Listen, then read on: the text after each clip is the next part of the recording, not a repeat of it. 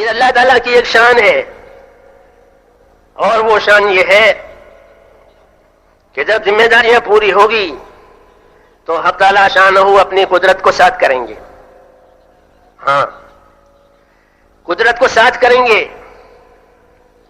اور قدرت کو ساتھ کرنے کی وجہ یہ پیش آئے گی کہ ذمہ داریاں پوری کرنے والوں کے حالات ناسازگار ہو جائیں گے. جب وہ اپنی ذمہ داریوں پر کھڑے ہوں گے تو ان کے حالات ناسازگار ہو جائیں گے، ان کے حالات ان پر سخت ہو جائیں گے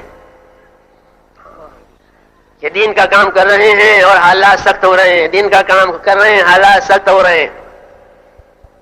موسیٰ علیہ السلام سے قوم یہی کہہ رہی تھی کہ موسیٰ آپ آئے نبوت لے کر کے، ہم نے آپ کی بات قبول کی، ہمارے حالات تو سخت ہو رہے ہیں.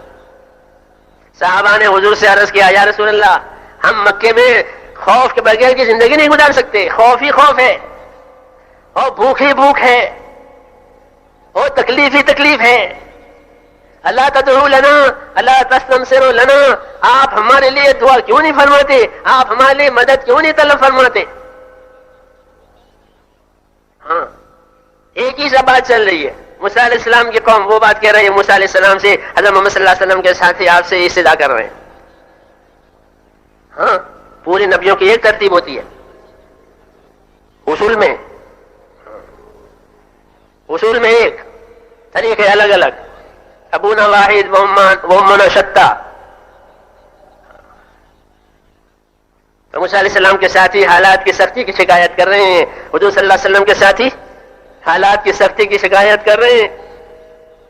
ہاں، یہ اللہ کا نظام ہے، یہ کیا ہے؟ اللہ کا نظام ہے. ہاں، کوئی دنیا میں ذمہ دار بن جائے تو لوگ اس کا استقبال کریں، اور دین کا ذمہ دار بنے تو کہ جو جماعت کا امیر بنے تو جماعت اس کو ستاوے. ہاں، بعض مرتبہ وہ امیر روئے کہ بھائی ہوتا نہیں ہوتا کہ جماعت نے اتنا تنگ کر دیا کہ اب بیچارہ رو رہا، ان کے پاؤں پکڑے، ان کی خوشامد کرے. ہاں،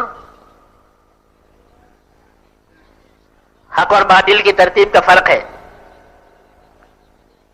اس کا فرق ہے. ہاں، اپنے کام کو خوب سمجھیں،